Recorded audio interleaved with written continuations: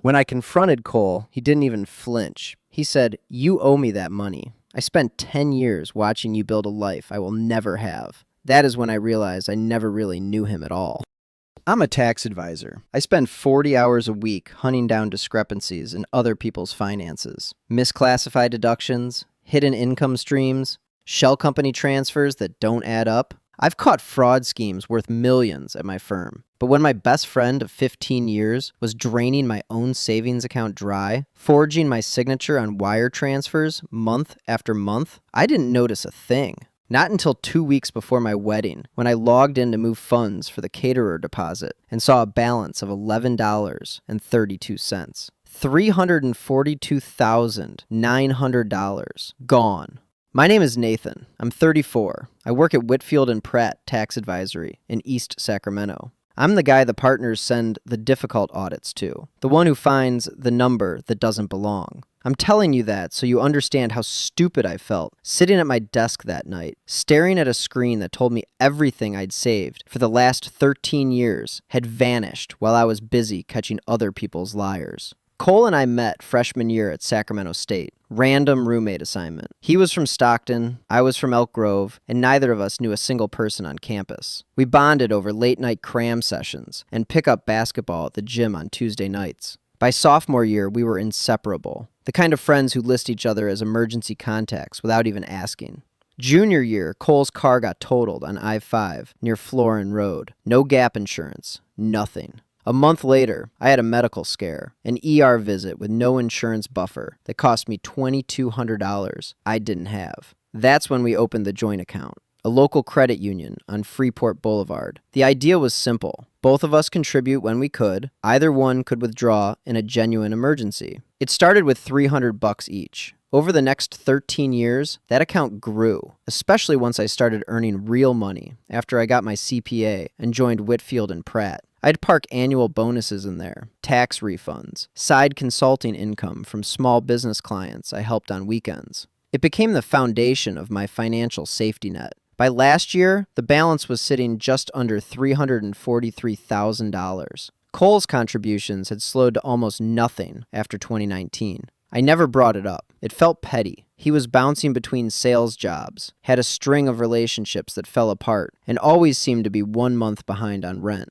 I lent him cash more times than I can count. Never from the joint account. Always personal loans I quietly wrote off. $500 here, $800 there, $1,200 once when his landlord threatened eviction. I saw it as loyalty, as what you do for the person who sat next to you in that dorm room when neither of you had anyone else. I met Megan 3 years ago through a mutual friend at a dinner in Midtown. She's a pediatric speech therapist, works with kids at a clinic near Sutter's Landing. She's calm in a way that makes me calm. We got engaged 14 months before the wedding date. I planned the finances myself because that's what I do. I earmarked the joint account as our post-wedding cushion, honeymoon in Portugal, down payment buffer for a house and land park, the start of our married financial life. I hadn't checked the balance in months because I had no reason to. That account had always just sat there, growing quietly, like a heartbeat I never needed to monitor. Cole had been acting a little off that summer, canceling plans last minute, being vague when I asked about work. He borrowed my Netflix login in April, then my Costco card in May, said it was just for a month. Small things. I chalked it up to another rough patch. I even thought about offering to cover his suit rental for the wedding so he wouldn't feel the pressure. That's where my head was, worried about his pride, planning ways to protect his feelings. 2 weeks before the ceremony, I sat down at my desk in our Midtown apartment. Megan was in the living room addressing envelopes. I opened the credit union app on my laptop to transfer $8,500 to the wedding caterer. I tapped into the joint account. The balance read $11.32. I sat completely still for a full minute. My hand was still on the trackpad. I could hear Megan humming in the other room. My brain genuinely could not process what I was seeing. I refreshed the page. Same number, $11.32. Then I clicked on the transaction history and started scrolling. Wire transfer after wire transfer, 8 months of them, and my own name stared back at me on every single one. Authorizations I had never signed, transfers I had never made, my signature, but not my hand. My hands were shaking as I scrolled. Wire transfer after wire transfer. 12,000 here, 18,500 there, 41,000 in a single hit in March. All authorized with what appeared to be my signature on file at the credit union. But I hadn't signed anything. I hadn't even logged into this account since last October. The transfers went to accounts I didn't recognize, routed through payment processors with generic names like GPX Digital Services and Apex Ledger Solutions. Names designed to look boring. Names designed to not get questioned. My tax advisor brain kicked in almost automatically. I screenshotted every single transaction, 53 of them, exported the full statement to PDF, and saved it to an encrypted folder on my desktop. Then I sat in my chair and did the math. $342,888.68 withdrawn. The remaining $11.32 was almost mocking, like whoever did this hadn't even bothered to take the last few dollars. There was only one other person with access to that account. I picked up my phone and stared at Cole's contact photo. The two of us at a Kings game last year, grinning like idiots, nachos in his hand, my arm around his shoulder. I almost called him. My thumb hovered over the green button for 10 seconds. But something stopped me. Years of professional instinct screaming one thing: don't tip off the subject. Secure your evidence first. I called the credit union instead, spoke to a representative named Terry in the wire department. She confirmed that all transfers had been authorized with signature cards on file, cards bearing my name. She emailed me scanned copies of 7 of them. I opened each image and zoomed in on my laptop. The handwriting looked close, very close, but to my trained eye, it wasn't quite right. The downstrokes were wrong. They leaned left. Cole was left-handed. I'd always been amused by how his handwriting slanted the opposite direction from everyone else's. That quirk I'd joked about for 15 years. Now it made my blood run cold. I didn't sleep that night. Megan asked me twice if I was okay. I told her I had a client situation keeping me up. First lie I'd ever told her. It tasted like metal in my mouth. The next morning, I walked into Whitfield and Pratt at 7:15, went straight to Diana Chen's office on the 3rd floor, and closed the door behind me. Diana was the firm's forensic accountant. She'd spent 12 years tracing irregular financial activity for corporate clients, insurance companies, divorce attorneys. She was the best I knew. "Diana, I need your help with something, and I need you to keep it completely between us." She looked up from her monitor. "You look terrible. What happened?" "Someone drained my joint savings account, $342,000 over 8 months, using forged versions of my signature on wire transfers." "Oh my God." She took off her glasses. "Do you know who has access to the account?" "There's only one other person on it, my best friend, Cole." Diana was quiet for a long time. Then she said, "Okay, pull everything. Every statement, every signature card, every routing number. I'll clear my afternoon. We're going to trace every single dollar." I spent my lunch break in a conference room on the 2nd floor with Diana, laying out the full transaction history across the table like a case file. And that's exactly what it became. Diana's eyes widened when she saw the pattern. The transfers weren't random. They followed a cycle. Large withdrawals every 2 to 3 weeks, almost always on Friday nights, followed by smaller ones midweek. She tapped the printout with her pen and said it flatly. "This is a gambling pattern. The big hits are buy-ins or deposits to a platform. The smaller ones are chasing losses." I felt sick. I'd known Cole liked poker. We'd done casino nights at Thunder Valley for birthdays, but online gambling at this scale was something else entirely. Diana helped me cross-reference the recipient accounts with known payment processors for offshore gambling platforms. 4 of the 7 matched. 2 were registered in Malta, 1 in Curacao. The 4th operated through a shell in Cyprus. I had spent my entire career catching other people's financial crimes, spotting the inconsistency in the ledger, the transfer that didn't belong, the signature that felt wrong.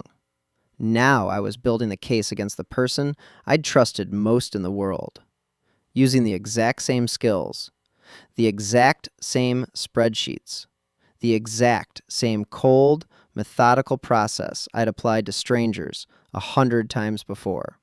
The irony wasn't lost on me. It just hurt too much to be funny.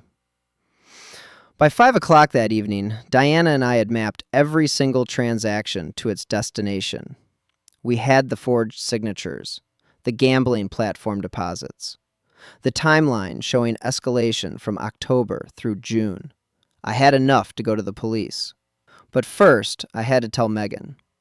I had to sit across from the woman I was supposed to marry in 12 days and explain why our entire financial safety net, the money we were supposed to start our marriage with, no longer existed. I drove home on J Street with the windows down and the radio off. I parked outside our midtown apartment and sat in the car for 15 minutes. Then I went inside. Megan was sitting on the couch when I came through the door. She had a stack of envelopes in her lap and a pen in her hand. She looked up and smiled. I sat down across from her and told her everything. She cried first. Then she got angry. Her hands balled into fists, and she stood up and paced the kitchen for 5 minutes straight without saying a word. Then she got quiet. That was worse. She sat back down and stared at the wall and said, "He knew. He knew you weren't watching the account because you told him you wouldn't check it until after the wedding." She was right. I'd said exactly that to Cole back in September. We were at a bar on R Street, and I mentioned offhand that I was parking everything until after the honeymoon. 1 month later, the transfers started. Megan didn't blame me. She blamed herself for never questioning why Cole always seemed to show up at the exact moments I was most distracted. Wedding planning, tax season at the firm, our week in Cabo in February. Every time my attention was somewhere else, Cole was at a keyboard, moving my money. We called Marcus that night, Megan's older brother, Sacramento County Sheriff's deputy, 6 years on the force. He picked up on the second ring. I explained the situation in the same flat, clinical voice I used with clients. When I finished, Marcus was quiet for about 10 seconds. Then he said, "I'm calling Arroyo." Detective Paul Arroyo worked the Sacramento County Financial Crimes Unit out of the main office on I Street. Marcus had him on the phone within an hour. I drove to the station the next morning and handed over everything Diana had compiled. The full transaction map. Forged signature comparisons printed side by side. Gambling platform deposit confirmations. A timeline showing Cole had started the transfers in October, exactly 1 month after I'd told him I wouldn't be checking the account. Arroyo spread the documents across his desk and looked at them for a long time. Then he looked up at me and said, "In 15 years of financial crimes, I've never had a victim hand me a case this complete." He subpoenaed the credit union's internal records that same day, requested user data from the gambling platforms through their compliance departments. Cole's username on 2 of the sites was ColeDog34, his old Xbox gamer tag. I recognized it immediately. We'd played Halo under that name for years. Diana uncovered one more detail that made my stomach turn. Cole had requested a duplicate signature card from the credit union 6 months before the first transfer. Claimed the original was lost. The credit union mailed it to his home address on Folsom Boulevard. He'd had months to practice my handwriting before he ever moved a dollar. 3 days after I went to the police, Cole showed up unannounced at our apartment.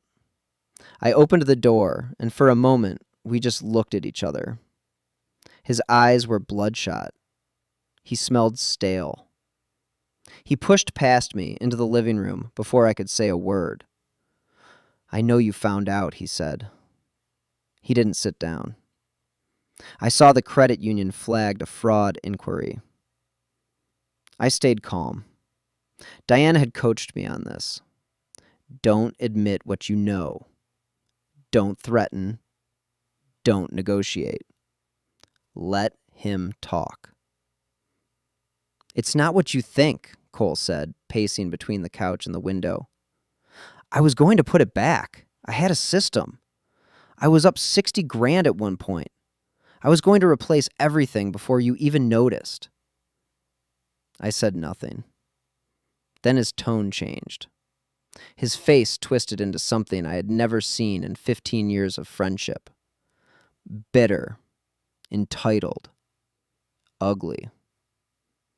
You know what? You owe me that money.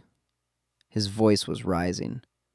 I spent 10 years watching you build a life I'll never have. The career, the girl, the nice apartment in Midtown. You had everything handed to you, and I had nothing. That money was sitting there doing nothing while I was drowning.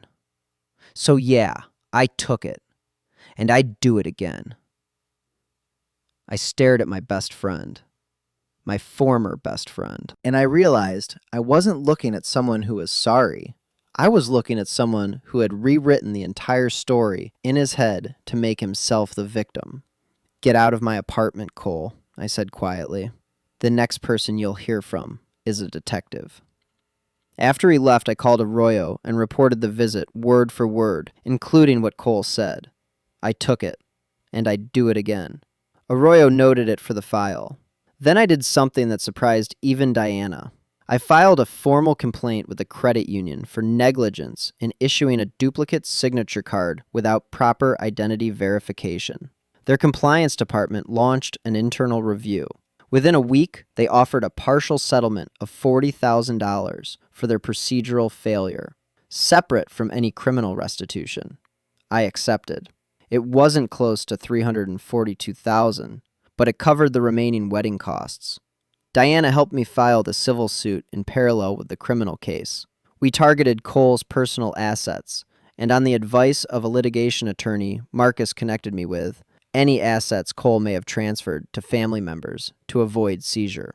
Marcus personally made sure Cole understood that any contact with me or Megan would result in a restraining order. Cole didn't test that boundary. The Sacramento District Attorney's Office called on a Tuesday morning, 9 days before what was supposed to be the biggest day of my life. They were filing charges, embezzlement and forgery. Cole was going to be arrested, and I still had a wedding to figure out how to pay for. Cole was arrested at his apartment